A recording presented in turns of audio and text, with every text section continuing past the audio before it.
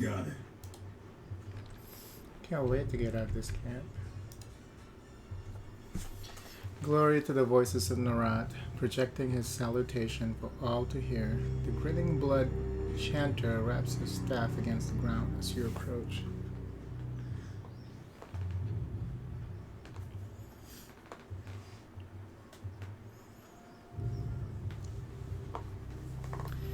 Fatebinder Chadius Maximus, I presume. His smile quickly retreats, giving way to a sour scowl.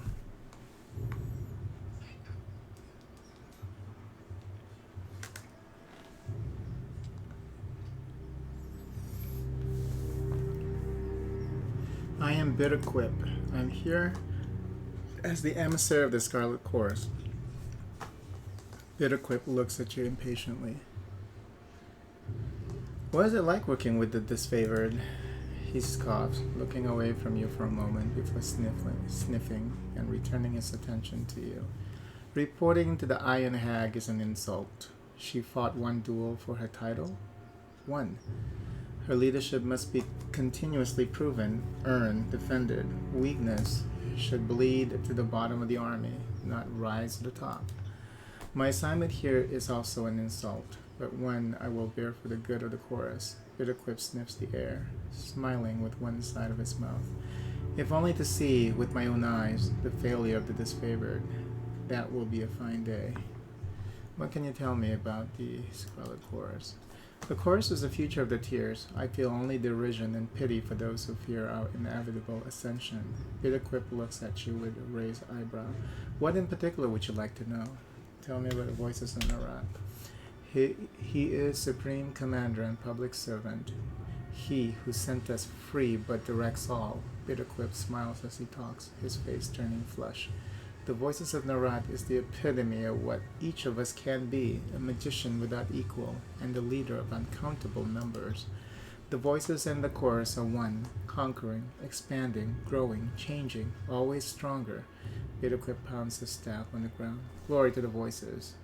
How did you come to join the Scarlet Chorus? The doctrine of strength speaks to me, and I answered its call, as did some of my arcane peers. It took to the chorus almost instantly. Unlike most, I cried not for the life of comfort lost to me. My magic invokes fear and terror, and I easily established my dominance over a pack in my early days in the chorus. If you're so curious about it all, Bitterquip smiles, lifting an eyebrow, perhaps you should visit our camp and see for yourself. What is your role in the chorus? I am a blood chanter. My magic can turn the will of man and the tide of battle. I have held command for 3 years now, though my being forced to keep an eye on the disfavored is not the reward I had envisioned for my service thus far. Sounds as if you really like the voices of Narat. Bitterquip blinks several times and scowls, saying nothing. That's all for now. Bitterquip nods as you depart.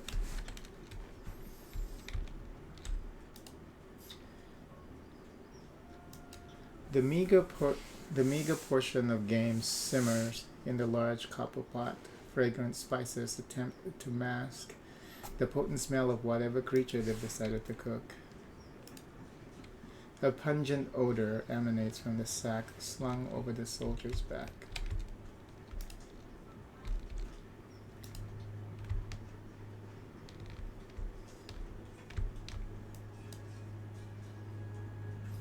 From your vantage point, you see tents trail off, obscured by the rising smoke of campfires. The soldiers you see appear somber and quiet, a calm before the storm. Where's my shield? I see that I'm not wearing a shield. No, it's there.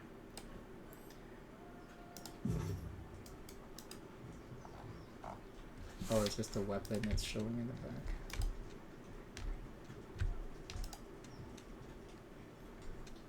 No. It's no time to rest. I am Lucia. This is Marcus, the disfavored soldier, points to the armored man next to her. And you must be the Fatebinder. From under her helmet, you hear the audible scoff. We've been assigned to your hospitality, Marcus quickly interjects, while you remain on disfavored ground. If you should need a place to rest, we can make the necessary preparations. What can we do for you? Marcus, tell me about yourself. Not sure there's much to tell you. I train at Fort Resolution. This is my first campaign, and I'm proud to be with the Legion. I was wounded at the gates of judgment, but Graven Ash's protection mended me good. I owe my life to him. Are you bragging that you let your guard down and took a spear to the gut? You really shouldn't boast about a filthy tearsman besting you in battle. Lucia rolls her eyes. You're just bitter that Lord Ash never seems to notice you. In all seriousness, I would take that spear again if it brought honor to the disfavored. Kairos knows we could use it. We are the elite fighters of the Northern Army, but somehow we still lack the Overlord's confidence. He shakes his head and sighs. Lucia, tell me about yourself. I do this. She enthusiastically lifts up her heavy shield. And I do this. She mockingly stabs at the air with her spear. Lucia shrugs. Playing host is not my strong suit. Ignore my sarcasm. I've seen the Legion through my share of the campaign. After so much bloodshed, our pretenses of honor can wear me down. She turns a cautious eye your way. The North is my home, and I consider each and every one of the ironclad bastards in this camp to be family. You won't find another army where each member of the phalanx is as beloved and cherished as the next. You seem handy with a weapon, Lucia. Aye, and if you ever want some pointers on how to use that weapon of yours, just let me know. She winks. Lucia, are you flirting with Tunon's Fate Finder? Relax, Marcus. There are plenty of camp slaves if I ever need to scratch an itch. Although, through the visor of her helm, you notice Lucia's eyes roving up and down your body. If you ever need someone to warm your bedroll, let me know. I sleep in my armor. Hope you don't mind. Well, if you like somebody, might as well say it, right? If not, then you might miss out.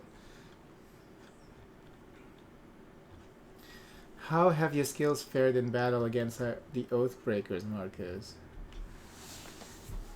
Every battle is a reminder of the Legion's superiority. The Oathbreakers have plenty of heart, but nothing to beat our northern values and Graven Ash's love. If you ever want to enjoy that feeling, I can spare you the time of day to cross iron. What's it like serving with the disfavored?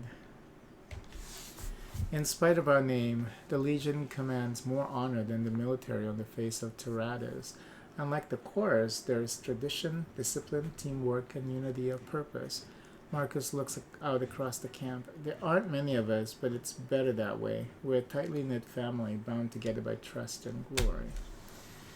Accurate enough, Lucia shrugs. After seeing the disunity and bickering of the younger realm defenders, I feel lucky to be in the most agreeable Legion of Kairos' host, even if we're not always the most efficient. If the Legion boasts so much honor, why are they disfavored? Insufficient reputation. I'm afraid that it isn't easy. That isn't for me to say. Others around camp might be able to tell you, but I don't freely discuss the great general's history to outsiders. But you'll say that it involves the great general, which is already a telling clue, idiot. Right, at least the Iron Marshal isn't within earshot, or I'd be washing my mouth out with wormwood. Marcus, I'd like some training. Of course, Fadebinder. Marcus pounds his fist on his armor and salute. So, those are cash. We give him cash.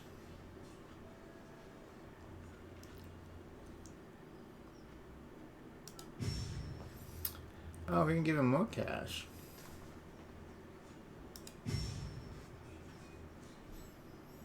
One more, maybe? Okay. Okay. That's enough. 6 ranks trainable. 6 ranks. Okay.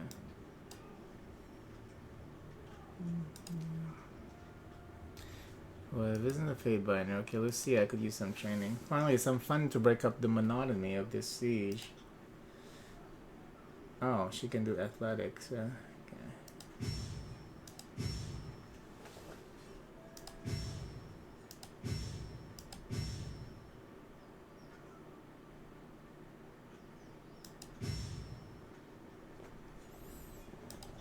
Oh.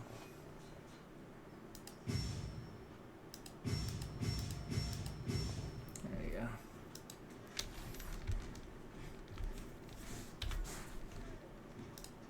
Oh, no, not yet.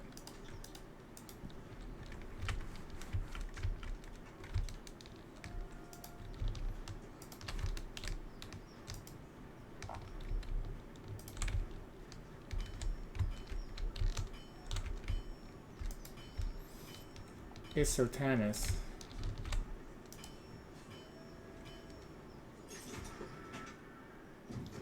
Hey.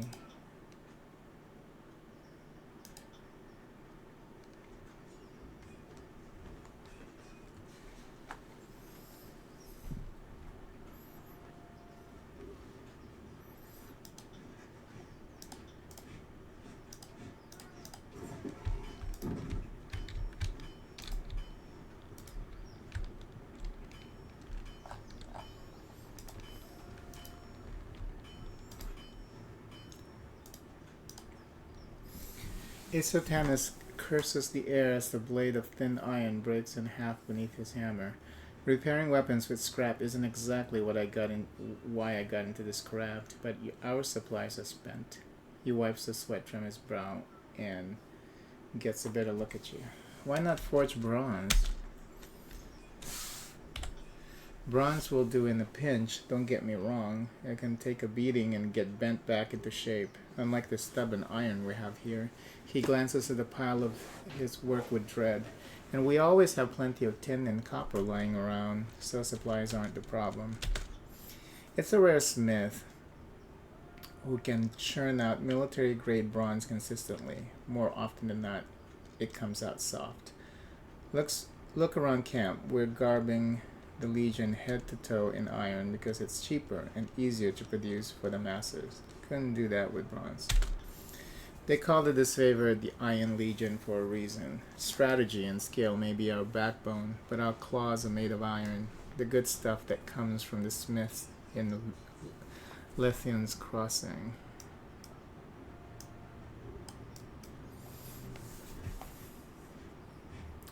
Built in the shadow of an old swallow's junction in the realm of Haven, Lithian's Crossing is growing trading. I think I read this already.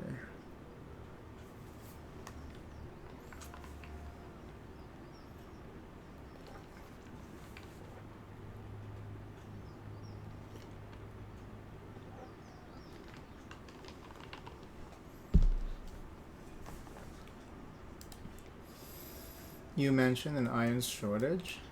I'm afraid so. The last shipment sent down the Matani went missing near Ecocall Crossing, and I'm afraid we won't be seeing any more now that the valley is sealed. Forge-bound iron is Tunan's responsibility. Why is this the first I'm hearing of this? The forge-bound are mage smiths sworn to Kairos' service, though their operation in the tiers are overseen by Tunan and his court of fate binders. Each forge-bound uses magic as a tool to augment their personal craft, most commonly smelting and metalworking, but carpenters, tailors, and tanners are found in their ranks, and each mage strives to create that which is impossible with mundane hands. Most notably, the forge-bound are the sole masters of ironworking in the known world, using spells of fire resistance to wade into the forge fires. The forge-bound can work iron at temperatures no other forge can match, and with a hands-on touch that no mundane smith could hope to achieve. Because of this vital skill, the forge-bound are considered a strategic war asset, their lives regimented and controlled so that the forgers may churn out iron arms and armor without debate, delay, or distraction. Keep your voices down. Isotanus flinches and lowers his own. Raven Ash doesn't want to cause a panic or pass any information to the Vendrian guard. Best case scenario, the iron tumble off a boat and is rusting on the riverbed. Worst case, it ends up in enemy's hand. If I find myself in Echo Call, I suppose I can keep an eye out. He shrugs and dismisses you with a quick wave. Have it your way, Fatebinder. I was under the impression you'd come to help us. Maybe I was wrong. What? Oh, I selected number 2. Whoops.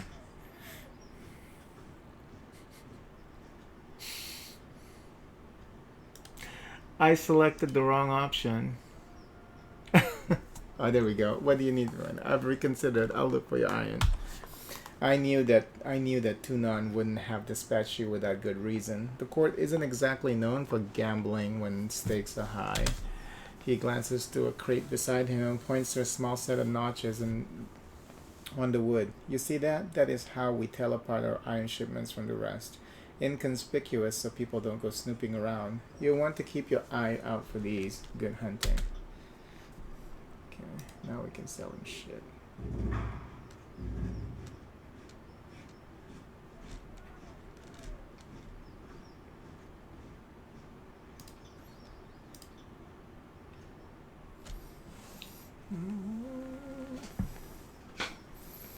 Are you ready for a change?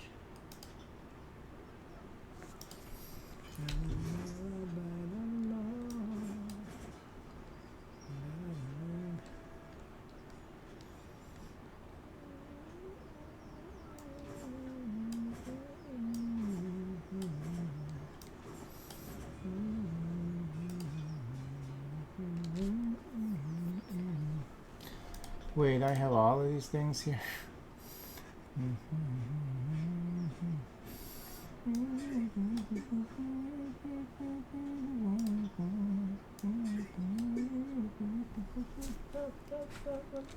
out the lights, turn out the lights.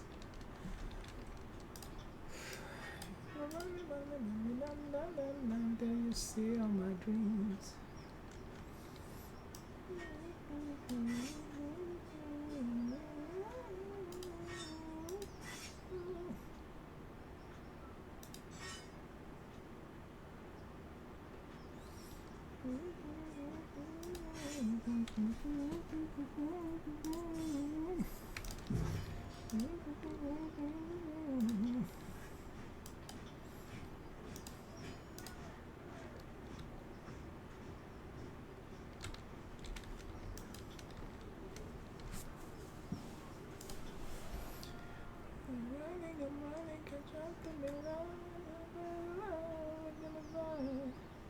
Oh, if it's in your team inventory, it doesn't show up here.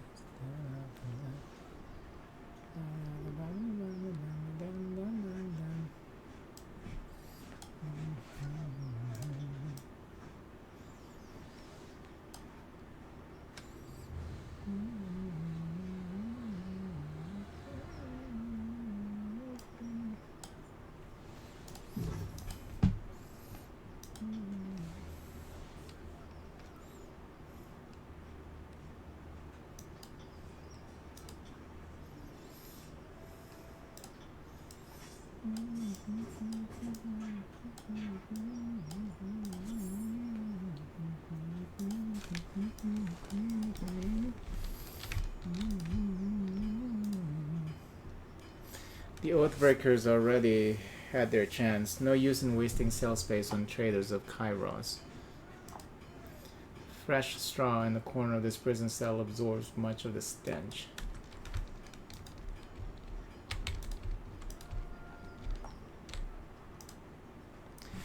You can't make out the ironclad soldier's expression under his twisted helmet. He merely stares at you. And then you also smell all that shit and piss. Hey, over there. Oh.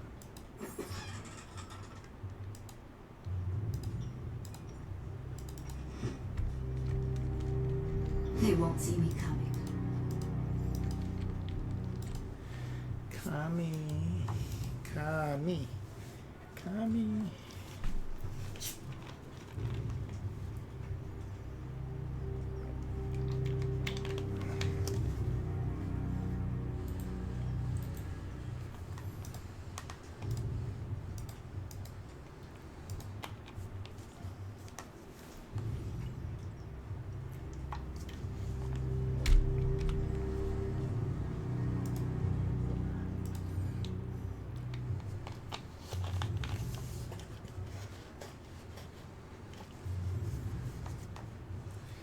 Yesterday you chide. What was that?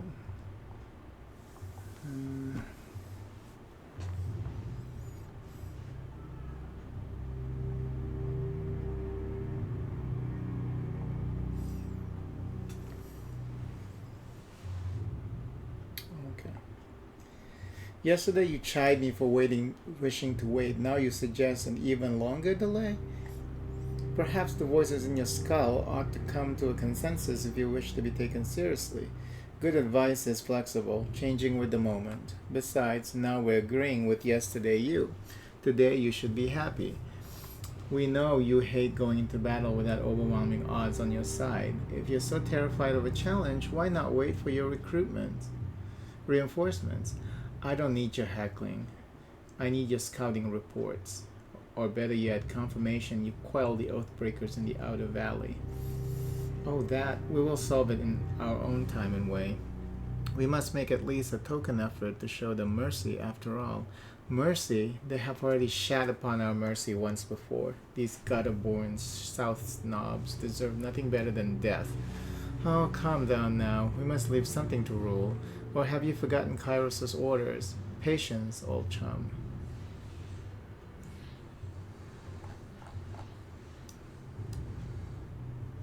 Right. There's 4 reports of avalanches in the mountains now. The Tearsmen can barely count past 9. They have neither the capacity nor the cause to close off the mountain passes. Either way, that leaves the 2nd and 4th cohort trapped outside the valley. The Archon of War pounds his staff on the ground to punctuate his words. A large and imposing man to begin with. His profile is made larger still by his hulking suit of armor that hums with mystic energy. Or it's the work of your perfidious Earthshakers. Only a fool would not suspect a traitorous Archon of poisoning the mind of his students with sedition.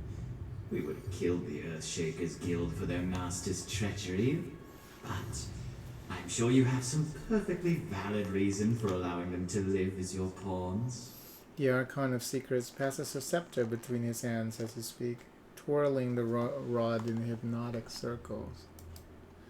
You hear the voices in your head. Well, hello there, Fatebinder. We'll be with you in just a moment. Emerald luminescence seeps from the seams of the Archon's ragged red robes. The glow is most noticeable when his neck ought to be where his neck ought to be. His mask seems to float and spin, never pivoting or bending naturally. Hey, watch yourself. When these two get going, you don't want to get between them.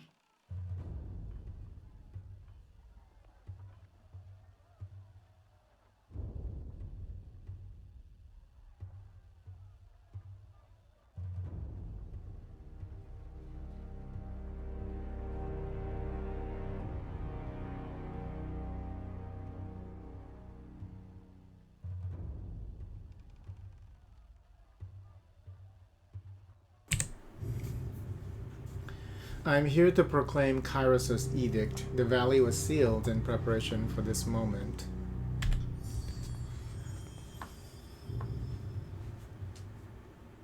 Iron Marshal. The Queenslayer, sensing your presence, the disfavored commander snaps into a firm salute. No doubt your presence here will strike despair into the hearts of our enemy. Lord Ash, Lord Nerat, our guest is here.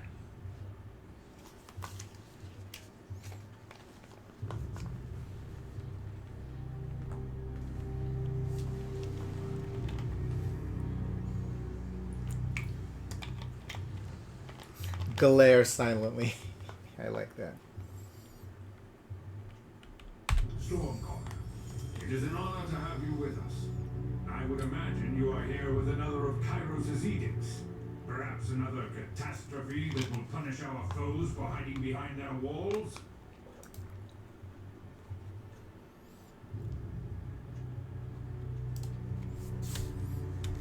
My soldiers tell me you helped Commander Drothus on your way through Edring.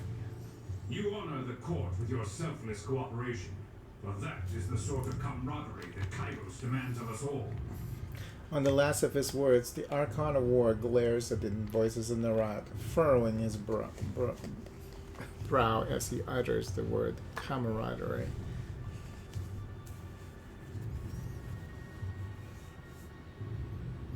I come bearing an edict of Kairos. It seemed only yesterday you were proving your worth in battle, assisting my warriors in the siege of the bastard city. Now Kairos has chosen you for a second time to proclaim an edict. Tell us, good Fatebinder, what sort of punishment does the Overlord have in store for the Oathbreakers?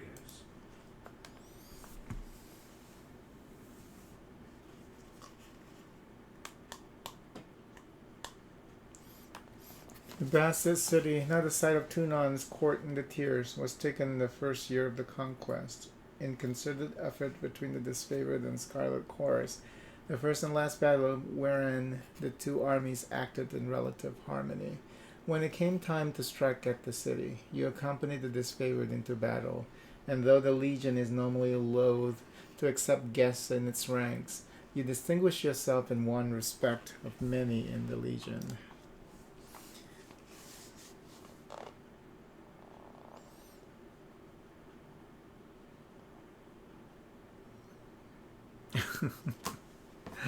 I'm not going to say the third one. In honor of your incompetence and disarray, I'll just say, it seems you need some encouragement to work together. Kairos' edict will end the lives of everyone in this valley unless Ascension Hall is claimed by Kairos' Day of Swords. What? Voices in their eyes don't like that, but that's not my fault. That's Kairos' will. The earth sways with each word you utter, the air thickening with warmth as you pronounce the tersely phrased commandment. It's every syllable drafted by the hand of Kairos. I guess he got offended because of what I said. With the edict proclaimed, your pulse quickens and your muscles and the muscles in your legs, worn from a long trip down the mountains, feel renewed, the tight limbs now nearly buoyant with vigor.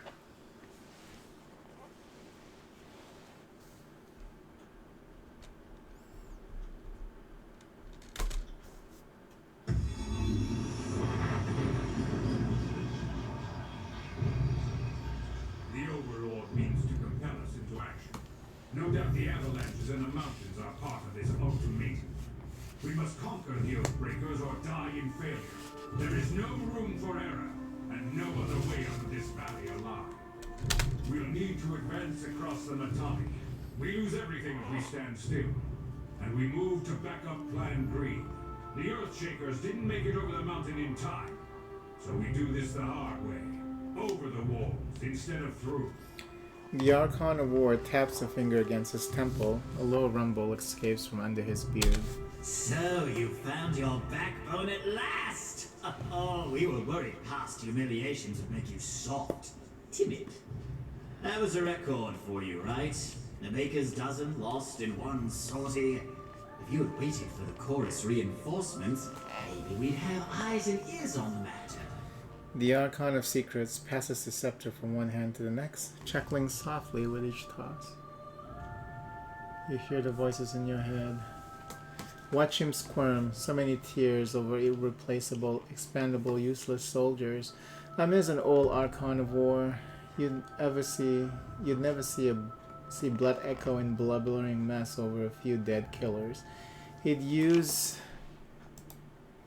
the knucklebone of his best disciple for jewelry, and even made a breastplate out of his dead brother's ribcage, because that's how a real man deals with grief.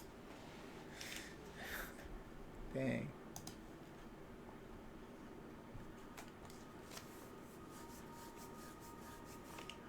They call you the Archon of Secrets, but you certainly don't seem to know anything remotely useful.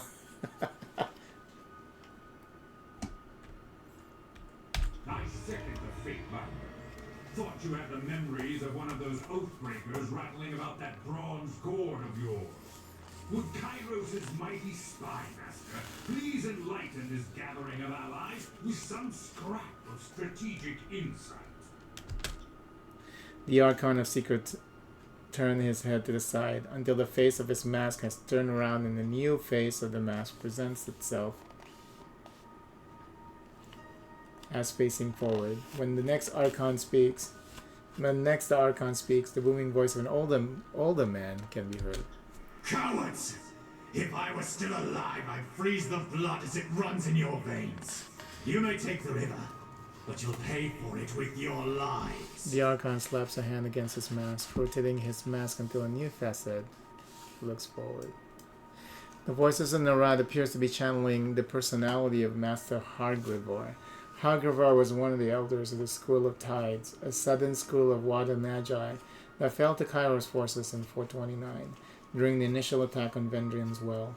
By the order, the Tidecasters taken in battle were presented to the voices in the rod so that their magic might be integrated into the Archon's ever-growing arsenal of knowledge.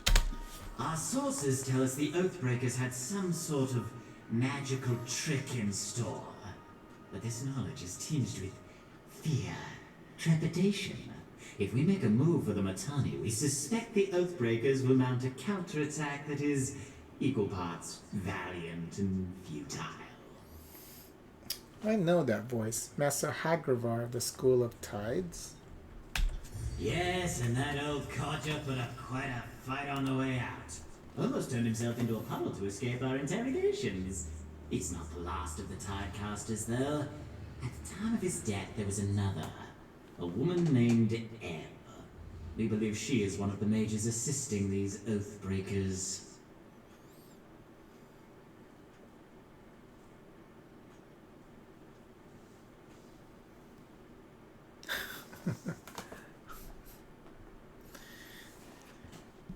Then enough talking. There's work to be done. My lord, Barak and his band have been drilled on the Echo Call assault plan. The Crescent Runners should be briefing him as we speak regarding the latest enemy movements along the river.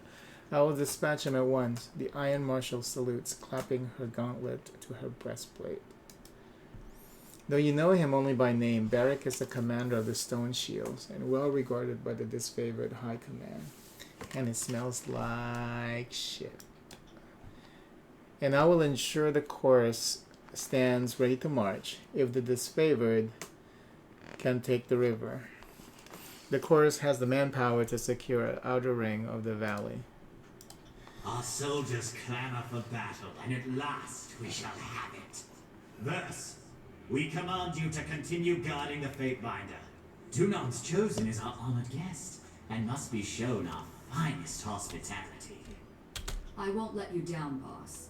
He'll get through the campaign in one piece, as long as he doesn't do anything too stupid. The Archon twirls the scepter one last time, then taps the fifth eye on the shoulder, and the two depart. You hear the voices in your head. Suit yourself, Fatebinder. The more you ignore us.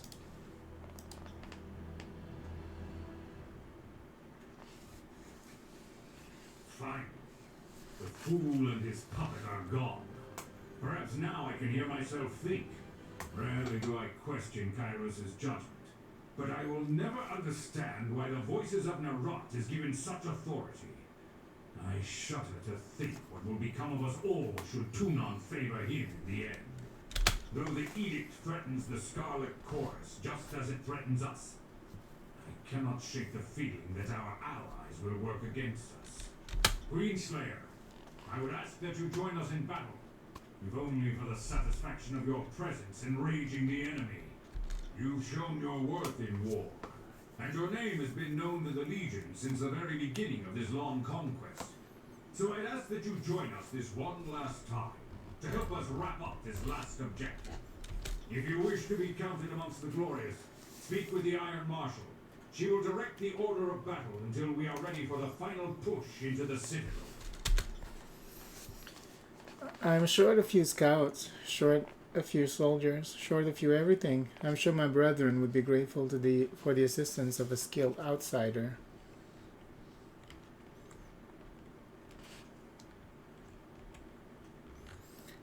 Glare silently. Gain wrath. I was just showing poise and determination. And they didn't like that. The Iron Marshal salutes Graven Ash, then turns to leave the tent. I will be at the training grounds, rallying the soldiers. Find me there when you're ready. She pauses, clearing her throat, and though I am loath to mention it, the chorus can likely use your assistance. They certainly won't secure the outer valley on their own. Fifth Eye will be somewhere in that rat's nest they call a camp, due east. Seek 'em out if you must.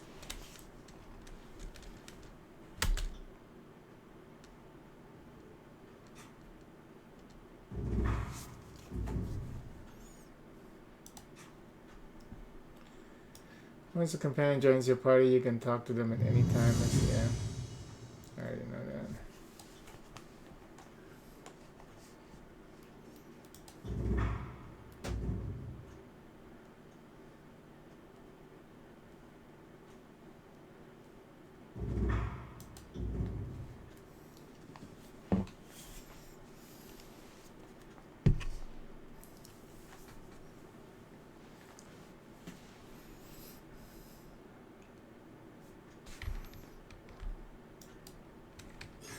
Got it.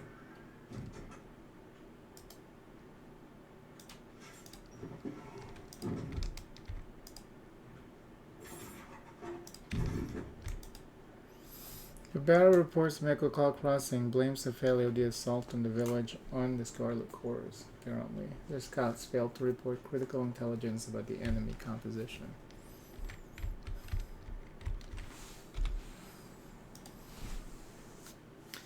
The Archon of War lets out a long sigh as he surveys the maps and models splayed about his desk.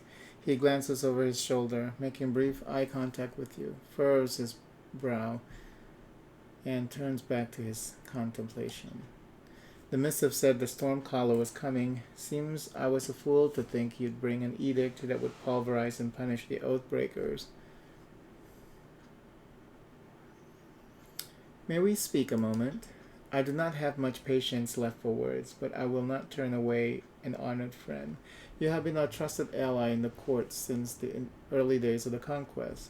Least I can do is spare you a moment of my time. What's on your mind? Your regiment here in Vendrianspell is small, even by this favorite standards. The conquest has spread us thin. Every league we conquer must be held. I issued the call to assembly, but most of the cohorts remain trapped across the mountains. No bother, won't be the first time I've had to do much with little. I need to know why conquering a few lowly tiersmen is so impossible a task. Graven Ash, the Archon lets out a long sigh, glaring at you with a furrowed brow. Oh, it's not for lack of trying. Earlier in the year, when the chorus were still gathering to the valley, I launched a raiding party to head straight to the Citadel. They never made it past the Matani River. With no disfavored survivors and no chorus scouts with eyes on the situation, I know very little of what occurred, or that they died quickly. That left me short-handed and in need of more troops, and they've been slowly trickling in from everywhere. And I guess I've been guilty of waiting for my numbers to be overwhelming instead of merely enough. What became of the warriors you left to garrison this region years ago? I too have questions about that. The Archon inhales sharply, his posture becoming defensive. His cold blue eyes stare at you with unblinking intensity. I have reason to believe that when the garrison was taken, the disfavored was slain, not by the Oathbreakers, and though I know it in my bones, I cannot prove Voice and Rad is at fault.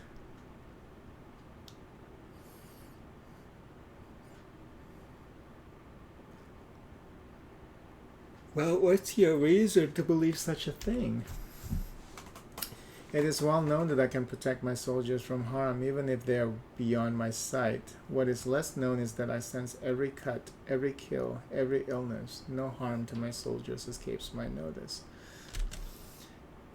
Of the warriors posted at the Vendrian's Well Citadel, only 2 were slain in the uprising, but a few others died later, and horrible, painful magic was involved.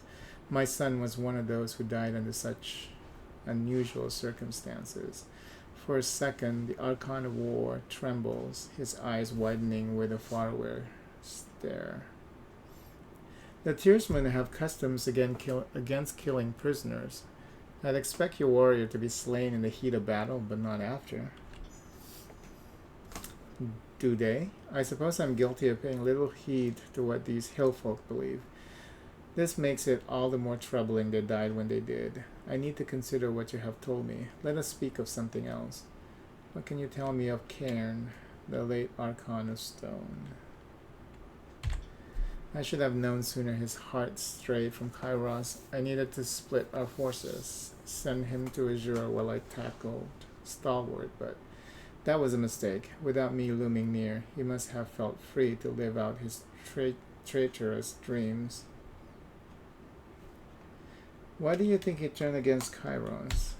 Cairn only served us because death was the alternative. He did not admire the unity and progress that Kairos brings. While I suspect Chorus agents may have whispered treachery in Cairn's ear, I think it's wholly possible Cairn fell into disloyalty by his own volition. What has become of Cairn's disciples, the Earthshakers? Cairn's chief disciple Radix now speak for the guild. It is true that my warriors are a bit apprehensive about our magical allies. Many suspect Cairn's treachery was taught to them, but I have vetted the guild, prune whom I don't trust, kept those I can. A lot of brow furrowing in this game. How's it going? Let's speak of something else. Your distrust of the voices of Nerat is plain as day. How did this antipathy begin? Our rivalry is an old one. The voices of Nerat served Kairos before I did, and I believe he hates me for being of roughly the same status in the eyes of the Overlord, despite being the younger Archon selected to lead an army through the tiers. The Archon furrows his brow, grumbling softly as stares.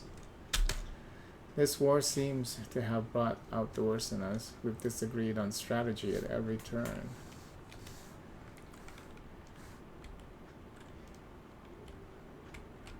You think his madness is something as trivial as envy? That's a bit self-absorbed. Perhaps, but I've seen the voices of Narad denigrate at me at every turn, that especially in front of Tunon. We all know Tunon will one day select Narad or I to rule, and I know Narad is trying very hard to take from me what I've rightfully earned. Salute turned to leave, that is all. For the glory of Kairos, the Archon of War taps the haft of his maul to the ground for emphasis, then turns back to his maps. Yeah. Right.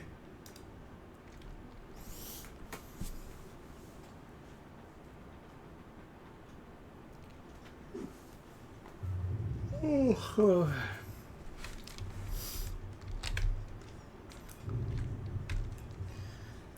Sevius. So what's going on here?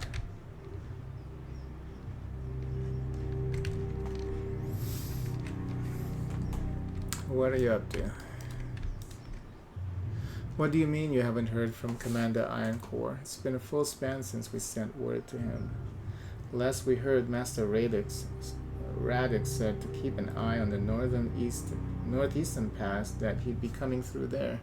For the mercy of Kairos, we don't have the soldiers to send hunting through the trees for our own damn Earthshakers.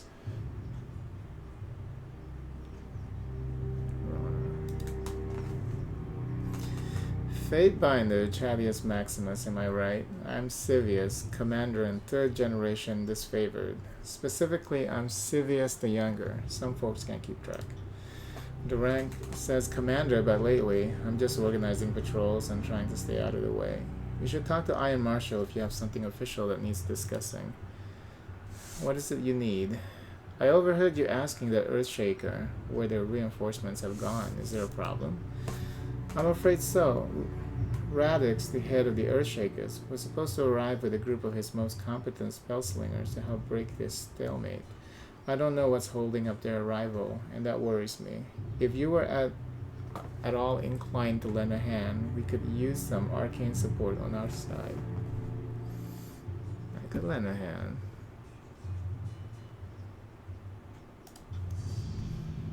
Northern Clearing is not unlocked on the world map. Could you? I knew that Tunon's agent wouldn't fail us in a time of need. I'll mark the last known site of our Earthshaker reinforcements on your map. Good hunting, Fatebinder. Why do you think the siege has delayed for so long? It should have been over real quick and simple. The first cohort arrived in the valley and went right for the kill. But that was before we knew the Vendrian Guard had sages and that water witch on their side. A bigger problem is the Scarlet Chorus. They eagerly conscript the Vendrian Guard, but I have no proof of this. But it seems they do very little to keep a watchful eye on the drafted Tearsmen. They're often sent out on patrol, and we suspect they use the opportunity to escape back to the Vendrian Guard. Every chorus conscript has a choice: life under Kairos or death under the army's boots. By all means, feel free to cut down those who choose the latter. We won't be offended. Just so that we don't mistake each other, I know what I'm saying carries an implication of treachery, but I'm not making a formal accusation before Tunon's agent. I'm just voicing my gut opinion on the matter. The two armies haven't worked well together in years. What do you think that is? Come on, Binder. Seems like asking why beasts stink. The disfavored are only too eager to deliver Kairos' peace to the Tears, while the Scarlet Chorus bring only mayhem in their wake. You can tell me that the Voices of Neran has a plan, and I'll take your word for it. But the Chorus sure seems to blunder around, never moving with purpose as we do. I wonder if we've been fighting the same war, soldier. I've seen Ash yank his precious soldiers away from more battles than he's won. If you want to call that progress, be my guest. Unless we find a way to work as one, I fear that the Scarlet Chorus will step in front of Graven Ash's strategies at every turn. As far as I'm concerned, it seems like the Voices of Neran is here to amuse himself, while the rest of us are here to do our job. Tell me about yourself. Not much to tell. My father was Sevius the Elder. His father was Sevius the First of his name. Led Drillmaster of Ash's first Iron Guard, back when they were the Bronze Guard. I was born into the Legion, and with any hope, I'll die in the Legion. The rest you will hopefully hear about when the storytellers immortalize me. The Iron Guard is the disfavored High Command, an inner circle of commanders handpicked by Graven Ash for lifelong service, tactical brilliance, or true dedication to the craft of personal combat. The Iron Guard act as Graven Ash's chief advisors when the Archon is present and when he is absent. They speak with his direct authority. Even the youngest Iron Guard has years of training in the finest iron the forge-bound magic smiths can create, making these elite commanders nearly unrivaled on the field of battle. These senior leaders are expected to lead from the front of the phalanx. It's said that the Iron Guard fear only one thing: dying in their beds instead of in battle. Bronze Guard? Well, his day and age was a century ago, and they didn't have Kairos' modern luxuries like iron. So back then, the great general's inner council was known as the Bronze Guard. You should be proud of your pedigree. Thanks, but I try not to think about it too fondly. If anything, every time I screw up something, I wish I wasn't dragging the family name through the mud along with me. That's it.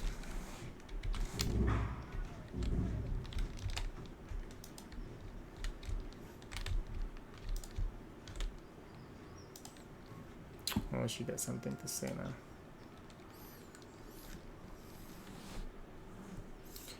How did she do that? Verse looks at you with quizzical expression. Do what? Back in the Archon's war tent, she cast an edict as casually as reading a supply shipment. How did you do that? It was nothing, really. Now is not the time to play coy. You spoke words that could lead to deaths of hundreds. Take a moment to feel proud of yourself. I'm not trying to make you feel uncomfortable. It's just worth recognizing what you have done. Not only are you Tunon's Fatebinder, you're the mouthpiece of the Overlord. Gives me plenty of reason to stick around. You're going places, and I want to see where they lead. If you say so, I have some questions about you. What do you need? I want to ask about our travels. What did you have in mind? What do you think about our present circumstances? Well, there's an edict hanging over our heads, as far as I'm concerned. The incompetence of the disfavored got us into this mess, and it will take the fury of the Scarlet Chorus to get us out of it. In other words, nothing ever changes. Go ahead, Fatefinder. What did you have in mind? That's it. Okay.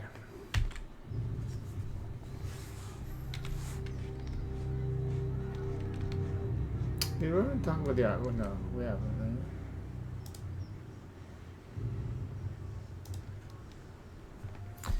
Don't just coddle the impact. Push back with your shield. Take the momentum. Iron Marshal Aaron Yaws, Hail Commander of the Disfavored, pounds her fist in the air as she calls out to the warriors on the training field. I said eyes on your opponent's waistline. If you spend more than a glance checking his footwork, you've lost. The disfavored officer turns to you, adjusting her pale golden surcoat as she clears her throat. Need to stay on top of the troops so their skills will rust. It's for their own good, even if they don't believe it.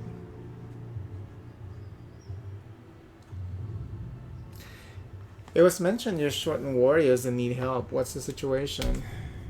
I have brigades amassing along Placid, Icklecall, and Little Tooth crossings.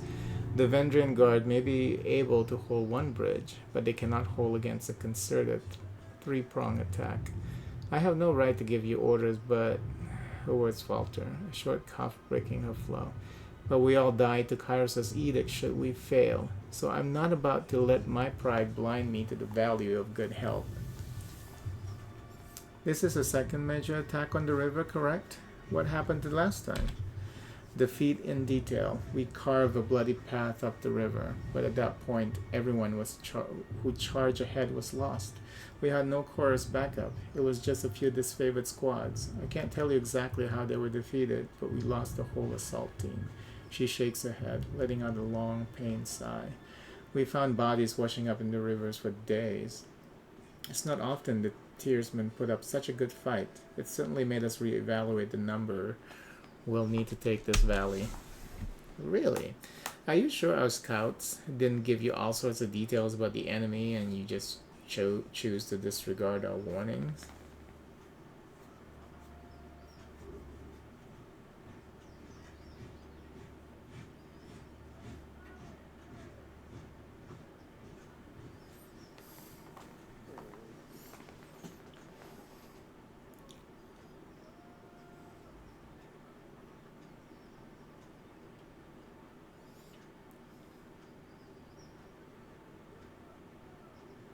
I'm sure that this favor would have heeded such an advice.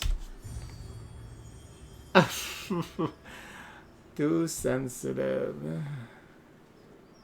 Maybe the next time we won't be so forthcoming. Let's see how many of your precious northern stock survive this war without our intelligence to back them up. Don't test me, Fury. This sort of talk gets us nowhere. What's the value of taking the crossing? We can't just march from here to the Citadel with the Vendrian Guard manning the riverbanks. Fording troops and supplies through even the narrowest points of the river makes us vulnerable to attack, especially since our armor wasn't built for swimming. She points north, towards the mountain spire looming on the horizon. If we can take the river, we can clear march to the Citadel, and the Ascension Hall will be ours in no time.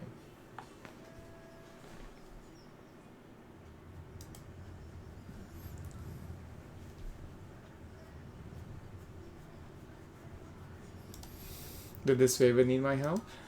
Trying to pour salt on my pride?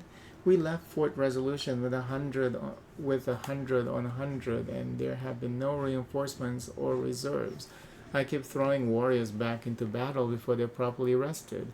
So yes, I need to rely on our allies. Especially since most of our allies are conscripted Tearsmen. Worse than useless. If the disfavored didn't take every opportunity to insult Scarlet's Chorus, perhaps you find more help more forthcoming. Shut your snout, filthy mongrel. I won't suffer childish japes in my camp.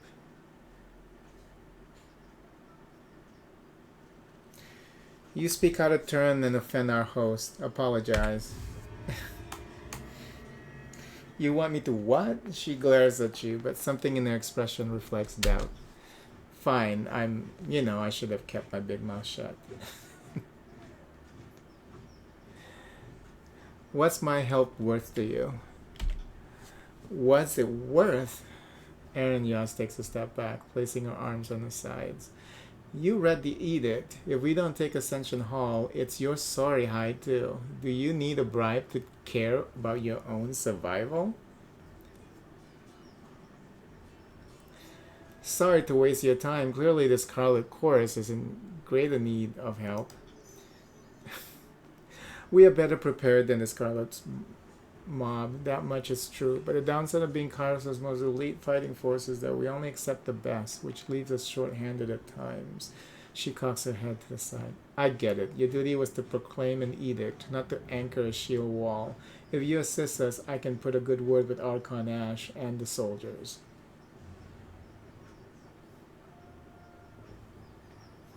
Fighting incurs all manner of expenses.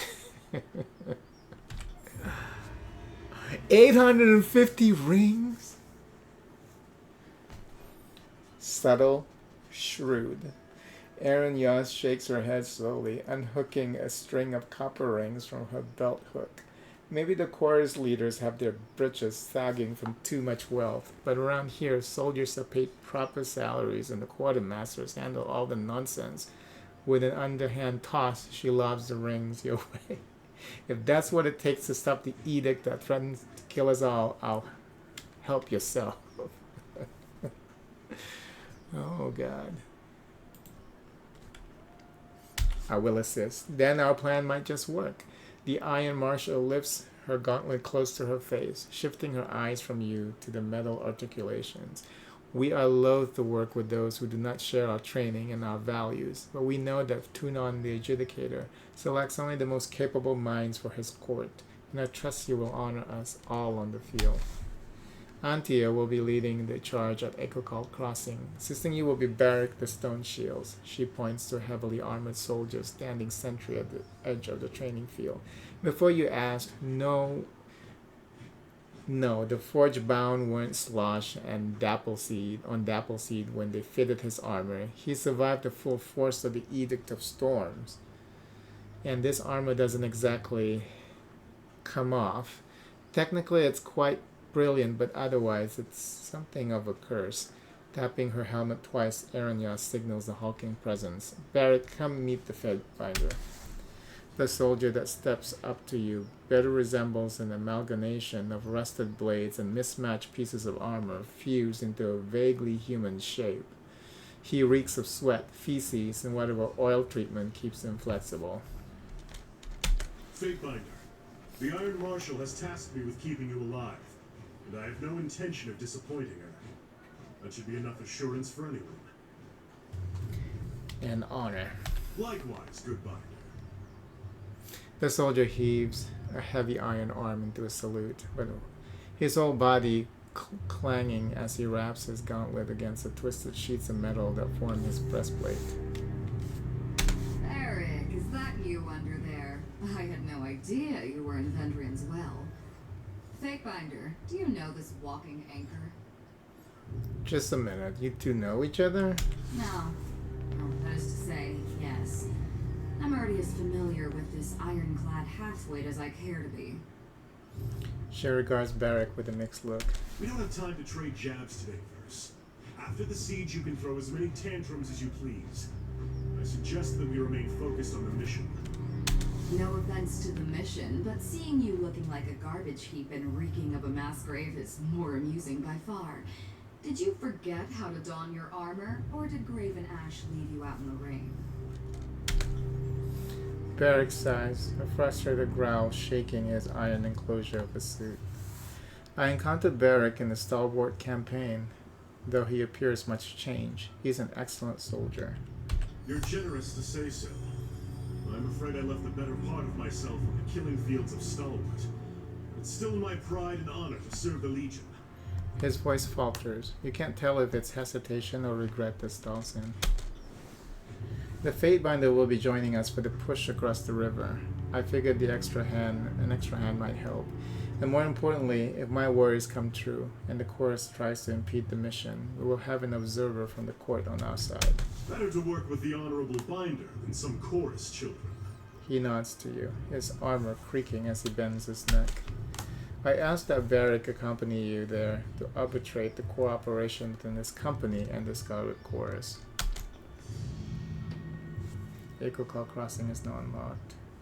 Varric, you've been without a cohort since the last Battle of Stalwart. It's time we give you a task more worthy than hauling wagons and leading training drills. She plants her hand on her hips and speaks in clipped official terms. Ash has assigned you to the Fatebinder's service. You're to assume this task is ongoing until we find a more permanent spot for you, which could very well mean the swiftly approaching end of this war, or when the Fatebinder dismisses you. Is that understood? Barrick regards the Iron Marshal in oppressive silence. That's an order, Barrick. She shakes her head and sighs, returning her focus to you. He can be stubborn as pulling a spire out of the earth, but he's a good soldier. I hope you don't mind the company.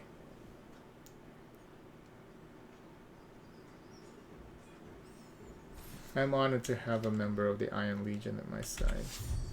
Excellent. I look forward to the success in the field. You can make out the ironclad soldier's expression. Okay.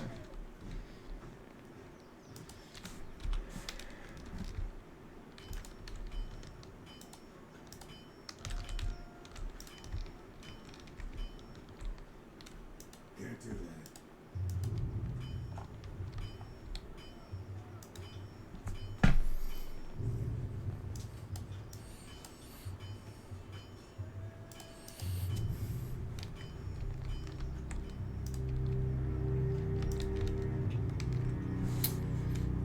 So we have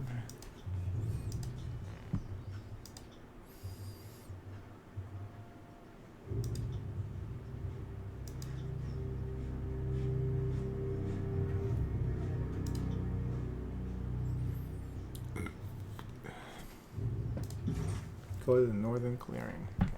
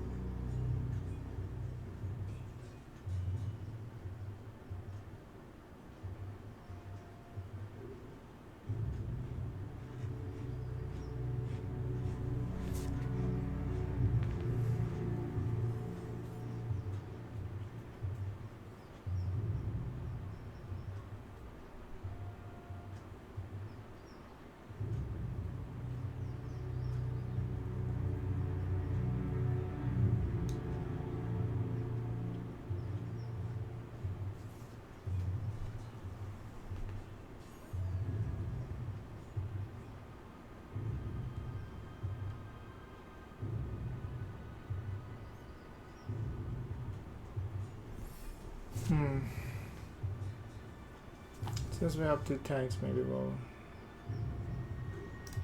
do that one. Here's the meter.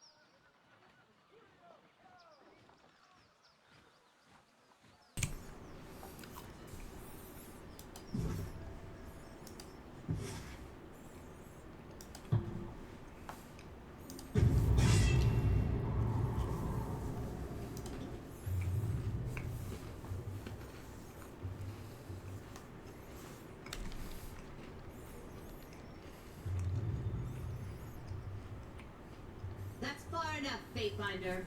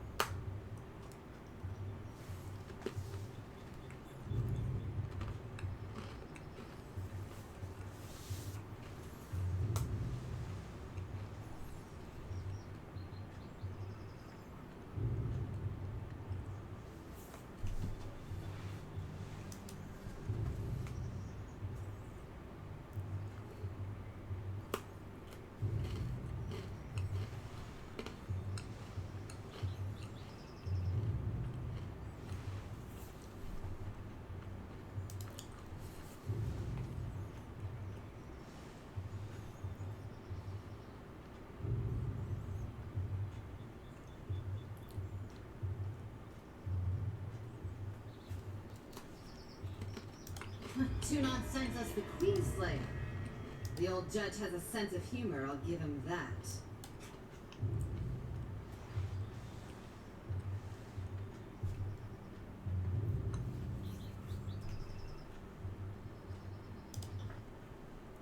Did the voices of Nurox send you to gather my head and complete his collection? If so, we'll have to save our tussle for another time. Today I have business. Vengeance can wait.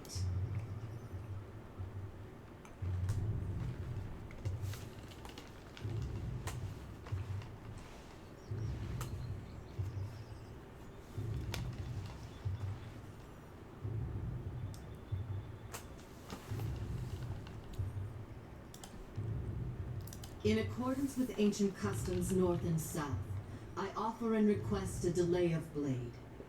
There are matters we must discuss without fear of reprisal.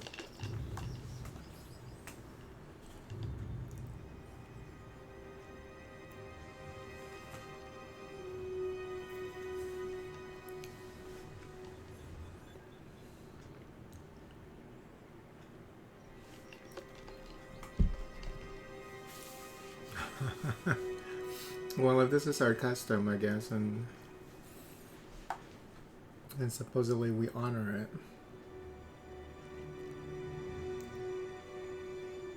As is our custom, we are ready to kill to defend our lands. But we kill only in fair battle. We don't slay our prisoners. We know this isn't Kairos' way, but we must have hope. A few of my kin have gone missing, and though they may have perished, I have to inquire on the off chance they still live. If Captain Tarkus Deimos still lives, we would negotiate for his release. Oh, are you serious?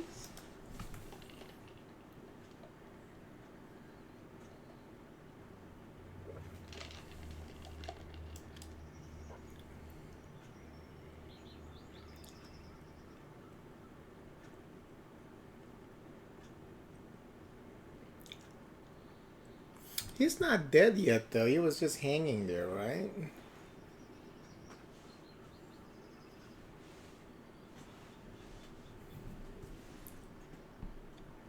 We would offer you 5 choirmen that got lost on patrol. They're healthy, got other limbs too. I would not have us barter with oathbreakers. Certainly not for anything less than disfavored lives. You say there's something worth less than a disfavored life. Call me intrigued.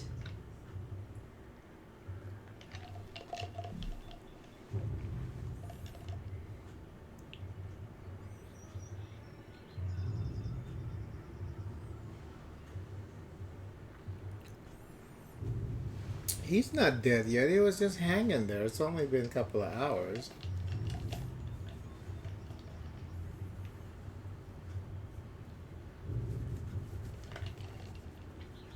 So how come they don't give you the option to say that he's not dead?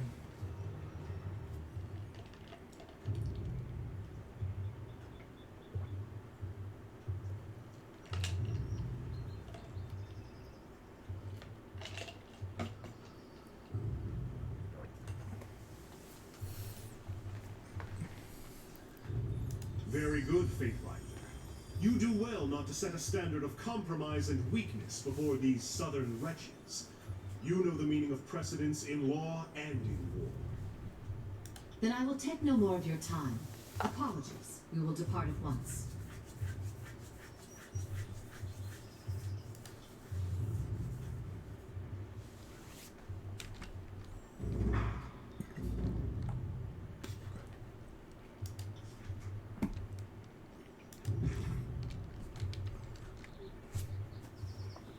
Chadius Maximus, word has reached this court that you have issued the Overlord's edict to the Archons of War and Secrets. Know that we understand fully the weight of this burden and appreciate the loyalty you show in its declaration. Provided you survive the span, your service will be duly recognized. As you navigate the idiosyncrasies and mutual antipathy of your Overlord's War Masters, remember that Kairos watches all with interest. Those who distinguish themselves, whether Fatebinder or Archon, have opportunity to rise in the Overlord's esteem. Even now the Northern Courts whisper that more that the more successful of the two archons will be granted rule over the whole of the peninsula. Similarly, your fortune rests upon the decisions you make. Choose wisely. Tunon the Adjudicator.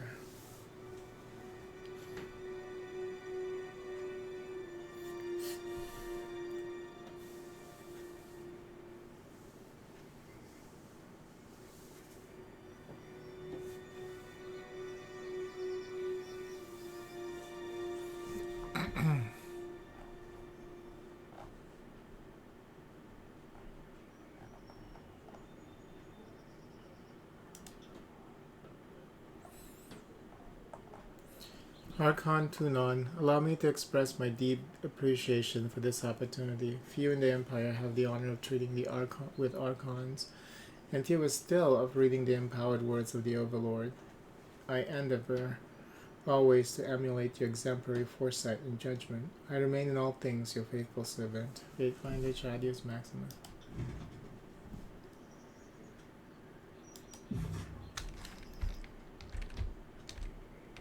Sorry, can't.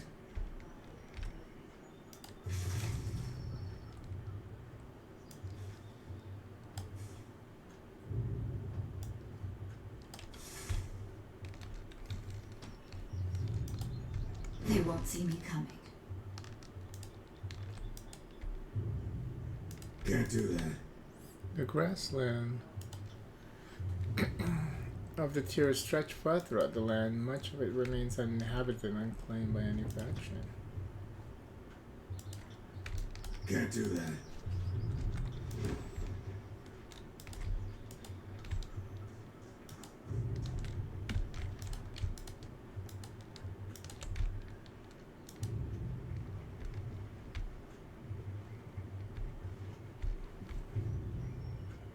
You look as if you have something on your mind. By all means. Placing his weapons to his side, Barrack salutes you. The joints of his armor groan in protest. What can I do for you? Discuss some more immediate concern. What do you think of our circumstances? The edict left little room for confusion. A representative of the Overlord must breach Ascension Hall before Kairos' Day of Swords, and must assume death is the price of failure. We should assist the disfavored in their siege preparations, and only the Legion should take the Well's fortified citadel. I wouldn't wager a wooden ring on the Scarlet Chorus impressing anyone but the vultures. Any reservations I have aside, your military record speaks for itself. You are Tunon's Fatebinder, and my opinions on the matter don't come into it one way or another. What do you think about travel companions? I'm more accustomed to traveling in the company of soldiers, so I'm out of practice judging the worth of civilians and miscreants. If you had anyone particular in mind, I will give them some thought. What about Verse? I try not to. She is a force of chaos, an agent of the voices of Narat. Taking her into our confidence can only lead to ruin. And yet she is a capable fighter. For the time being, I'm confident that you can trust her to serve your interests and rely on her skills on the battlefield. She may even offer some useful perspective on the war. You seem like a more than capable fighter. I trained with the spear and shield in my youth, but gave it up the day I earned this favorite iron. I can still throw with some accuracy, but it's a challenge these days. He knocks twice on his helmet. Why were you interested in a sparring session?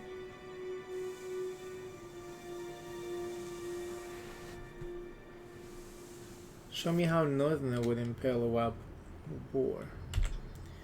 Oh, take no offense from this, but I would prefer to keep my fighting techniques private for the time being. They're as personal to me as family secrets. I heard rumor that Ash has an unbeatable sword fighting technique. Nothing is unbeatable. However, I am not of a mind to share Ash's training to an outsider. I mean, no offense. Perhaps later. What can you tell me about the tiers? Uphill both ways and full of dumb sods. I learned some history and training, and I've been here for a few years. I'm no expert. There was time early in the war when I would have feared the younger realms working together. Imagine that, he chuckles.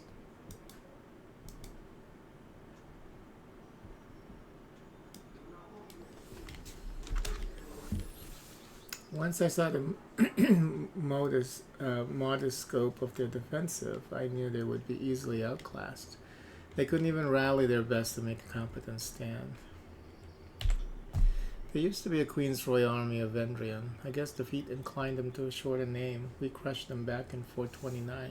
I'm proud to say I took part in the decisive battle. You know the rest. A year after we thought them conquered, thousands of Vendrian oathbreakers murdered the garrison and declared themselves free of the Overlord's rule.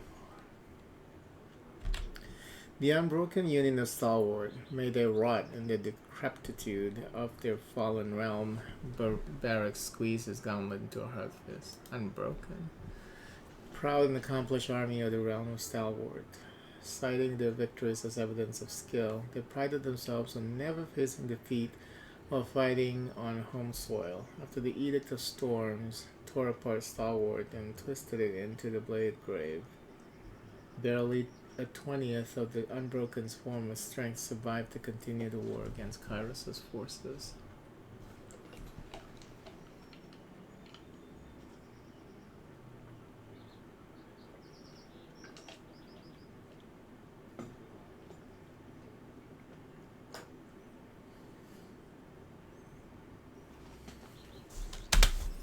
Much as it pains me to admit, in all the realms of the tiers, the Unbroken have been the only foe worthy to meet the disfavored in battle.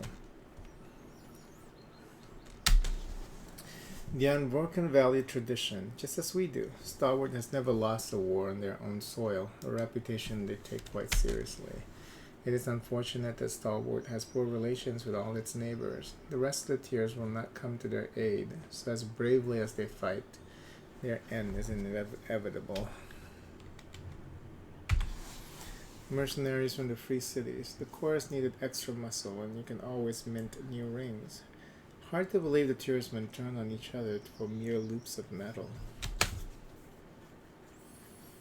Yes, those monsters from the old walls, the mercenaries are grown adults that willingly admire magical abomination. Read to it what you will. That said, it would surprise no one that the Bronze Brotherhood eventually wanted more than just rings and turned on their contract. Kairos now considers them an enemy, which is for the best. The Overlord needs a better class of combatants. The Bronze Brotherhood is a mercenary company from the free cities dotting the tier's southern coast. Many of these mercenary companies were employed by Kairos' agents and slaughtered during the war. The Bronze Brotherhood survived thanks to their relative safe posting at Lethian's Crossing, where the Voices of Narat hired the company to help protect the town's forge operation. Among the most trained and dedicated warriors of the tiers, the Bronze Brotherhood have a reputation for ruthlessness and tenacity. Aggression and decisive thinking are so highly prized by the Brotherhood that the violent, enigmatic Scourge is the group's mascot. A creature most decent folk consider the stuff of nightmares. The term brother is used for mercenaries of both genders, as the company title harkens back to the archaic notion of living as men in Tier's custom that dismount to releasing all claims to lands to better assure an employer that the Brotherhood won't covet the realms they're paid to protect. Go on, Fatebinder.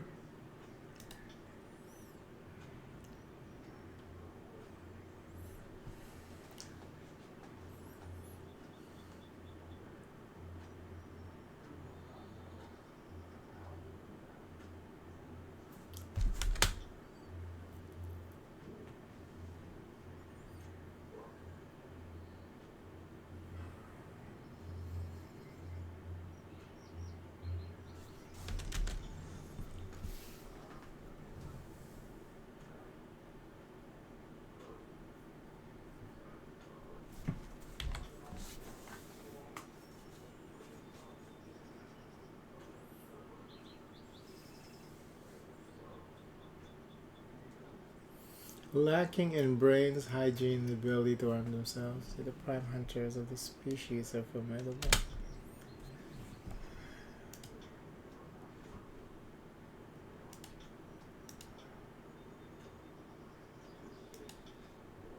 Our allies do not share the disfavored sense of honor and discipline. The chorus will trust any animal, any criminal, rapist, or half-wit with a truncheon or blade.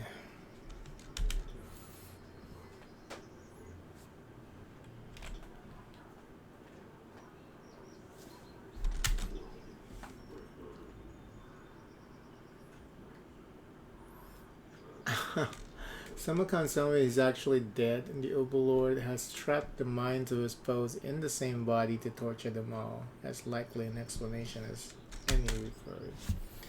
In truth, I know little of the voices and have reason to suspect anything about him could be true. You could tell me his tears turned cheese back into milk, and it would seem more sensible to believe you than not.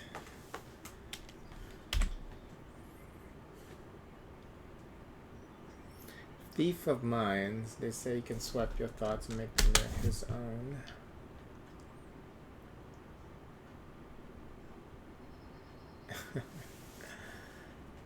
Do you think he's disloyal? Or shouldn't comment on such matters?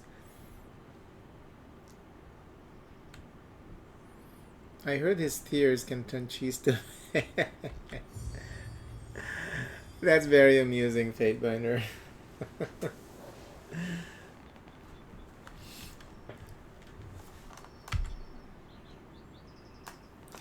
Oh yes, Siren. We get to recruit Siren later.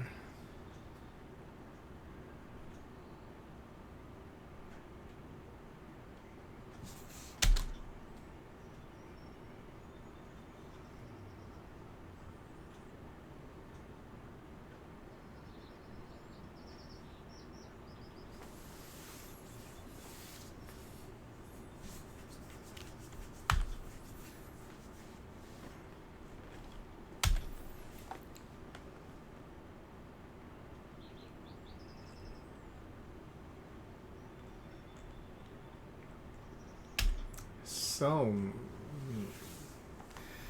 fucking many discussion threads.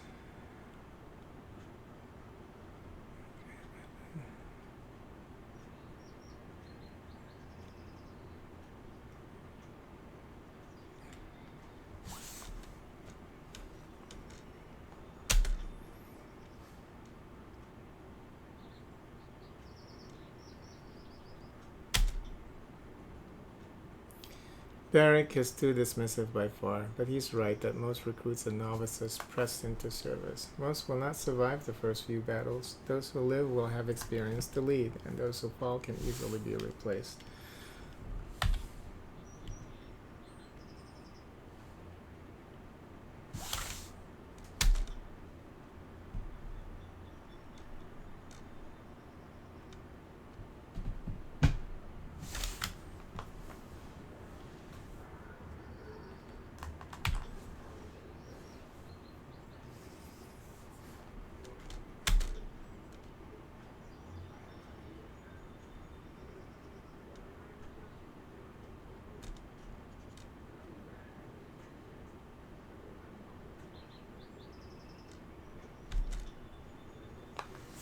Insufficient. Every weakling lost in the shuffle is one less burden to those in the choir still dancing to the song of battle. Our ways may be harsh, otherwise the stupid and the soft will inherit the chant.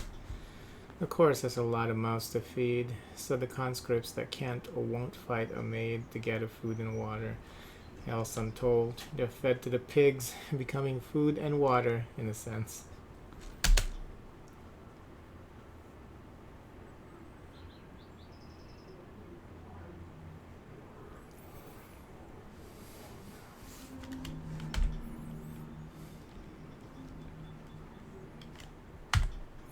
It began with Siren. She had a song that got whole villages marching to her will, and once these peasants killed their neighbors and cousins in service of the voices, it either hardened them into warriors or broke their minds for servitude. Lots of criminals and drifters join the chorus too. It seems like the scum of the tiers just need the promise of glory and sanctioned debauchery to turn on their neighbors. It's not pretty and it shouldn't be. The chorus is a forge. All the dirt of the tiers goes in, and the finest bits are refined into weapons.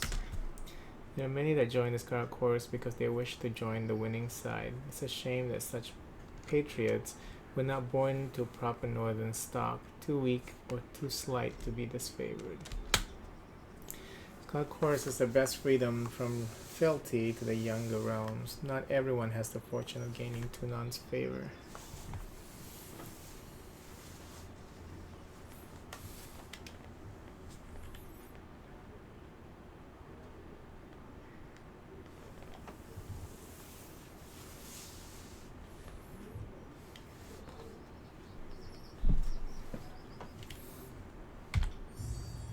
Yes, the North is our shared link, our consistency. How could I trust a man, or woman, or man to hold a shield, while if I don't understand their custom?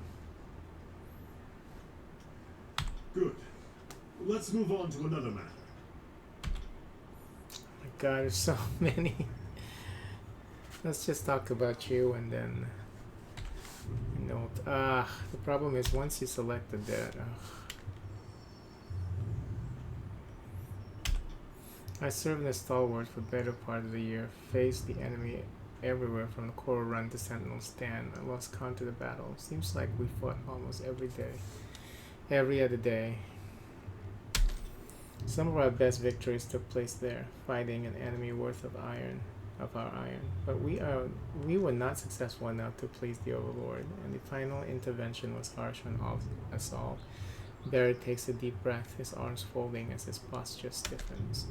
I had an unusual view of the Edict of Storms. Kairos' judgment left its mark on me, yet considering how we fought at Stalwart, with the skill and honor of legend, only the Edict is remembered. A shame.